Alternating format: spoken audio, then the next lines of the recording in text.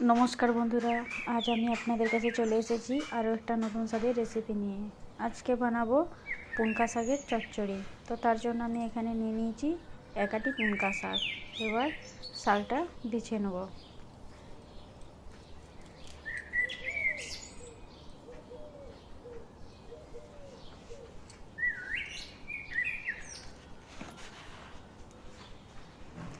তো এইভাবে শাকটা বেছে নিয়ে শাকটা কেটে নেব।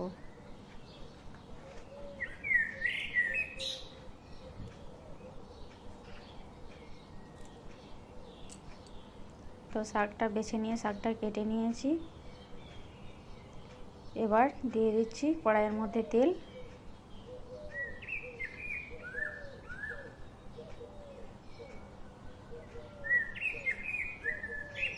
তেলটা গরম হয়ে গেলে এর মধ্যে দিয়ে দিচ্ছি গোটা জিরে ও শুকনো লঙ্কা। তার সঙ্গে দিয়ে দিচ্ছি কয়েক কোয়া রসুনটা থেতো করে নিয়েছি।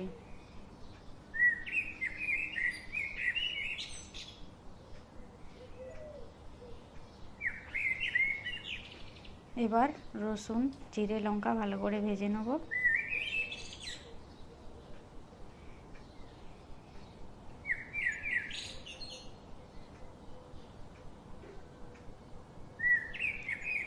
এবার এর মধ্যে দিয়ে দিচ্ছি একটা মিডিয়াম সাইজের বেগুনটা ছোট ছোট করে কেটে নিয়েছি।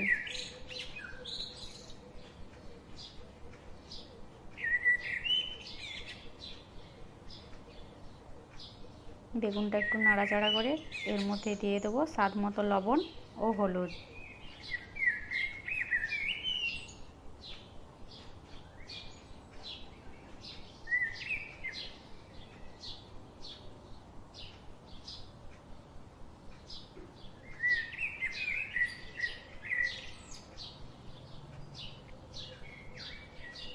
এবার বেগুনটা ভালো করে ভেজে নেব।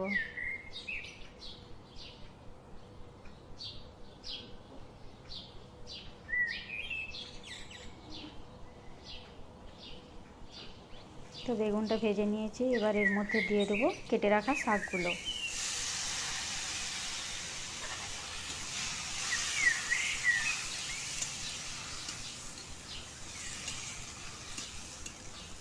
শাকটা একটু নাড়াচাড়া করে ঢাকা দিয়ে দেবো। এর মধ্যে কোনো জল দেব না।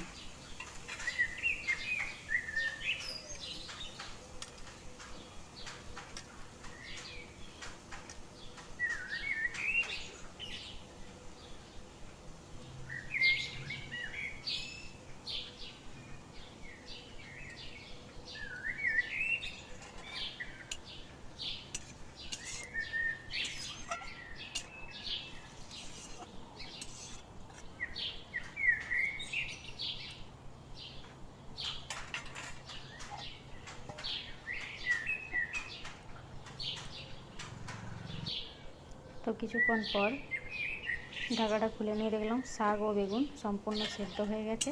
এবার এর মধ্যে দিয়ে দেবো স্বাদ মতো চিনিটা দিয়ে নাড়াচাড়া করে নামিয়ে নেব।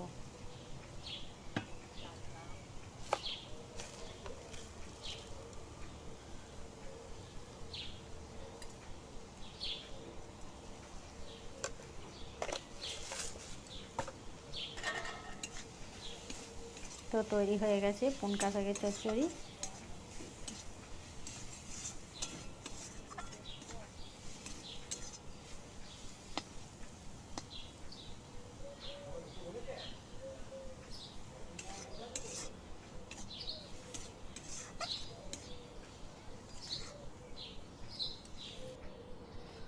আমি এখানে পরিবেশনও করে দিয়েছি।